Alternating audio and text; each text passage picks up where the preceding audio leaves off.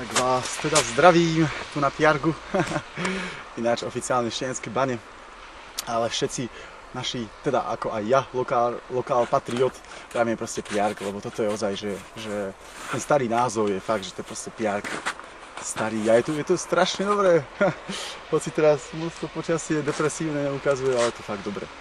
A narodil som sa tu, žijem tu s prestávkami a dúfam, že to dobre.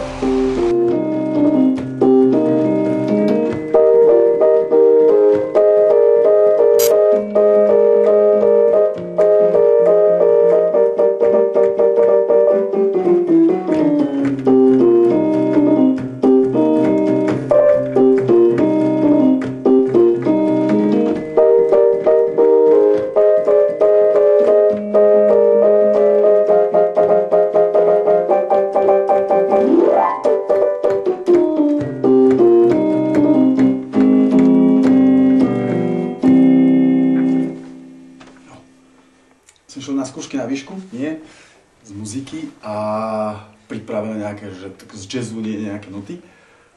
A kamarát predo mňou, taký spolužiak, už teda bývalý, už som skončil, tak strašne nejaké bluesy hádal, brutálne ty vole. A hovoril si, ty vole, s takým trapasom nejaký, také, že volá, aké blbosti, no sa proste naštval. A toto nikdy nebola nejak rozpracovaná pieseň, proste len tak, akože v tej tréme a z toho všetkého proste sa začal toto hrať. Akože to je vlastne taká, že na príjmačky som s tým dostal. No, akože keď sa hovorí o hudbe, tak asi som, myslím si, že taký boží dar, niečo, čo som zdedil asi, minimálne vzťah k hudbe, možno nie je to, že to viem, ale vzťah a aj z ockovej strany, aj z mamky, ktorí boli to hudobníci. Vlastne mamka bola dobrá, výborná speváčka, aj súťažila spevákov, aj vyhrala vlastne Stredoslovenský kraj v speve. Ale no to bola taká strana, keď som začal hrať, to bratík doniesol, čo to doma Radko, doniesol synťák z Prahy, už bola v Prahe. A skúšali sme proste také malé Casio MA 120, takéto malé proste maličké klávesy.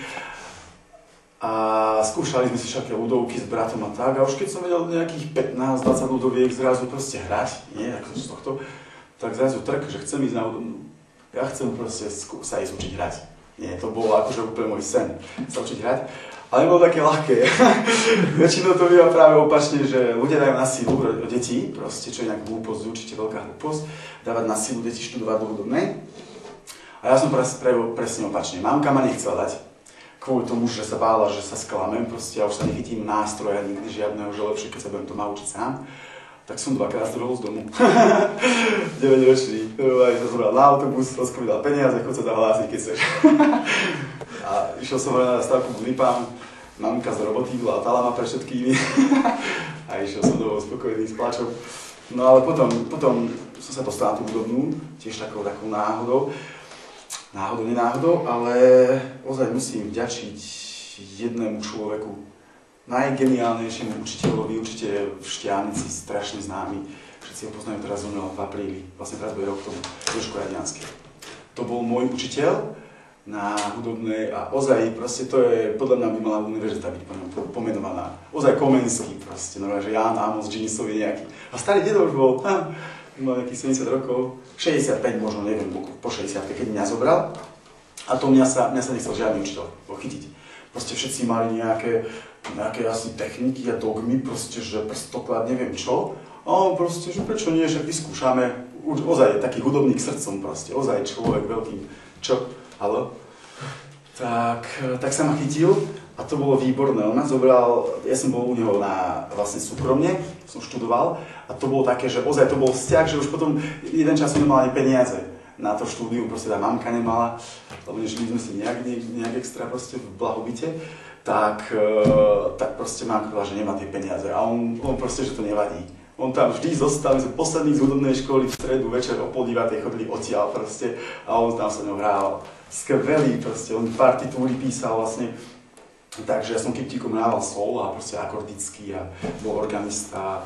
Tak akože tam som vlastne aj cez neho začal hrať na orgán u nás, na piarku, takže ozaj proste tomu človeku vďačím za všetko. Nepoznám smutok, nepoznám teraz nič, čo by ma proste bolo rozhodilo. Takže teda to, modlím sa, aby ma nič nerozhodilo tak, lebo človek zase slaví, ale Boh dáva strašnú silu vo všetkom. Aj to, že treba, už len fakt bol taký, že keď som mal 10 rokov, tak sme boli 6-členná rodina.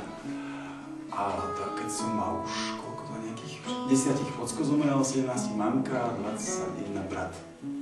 Vlastne za 11 rokov polka rodiny umrela. A bolo to také tvrdé obdobie, ale asi na druhej strane pekné, to bolo práve taká puberta, to všetko, kde som sa začal s Bohom zbližovať, ale mám pocit, že tak posledné týždne sa ozaj s ním tak ešte viacej, že tak začal prehovárať ku mne tak intenzívnejšie. Verím, že ak to niekto počúva, kto verí, tak vie, o čom hovorí proste a dúfam, úplne chcel by som aj to každý zažiť. Aspoň na deň a podľa mňa sa by bolo úplne inakšie.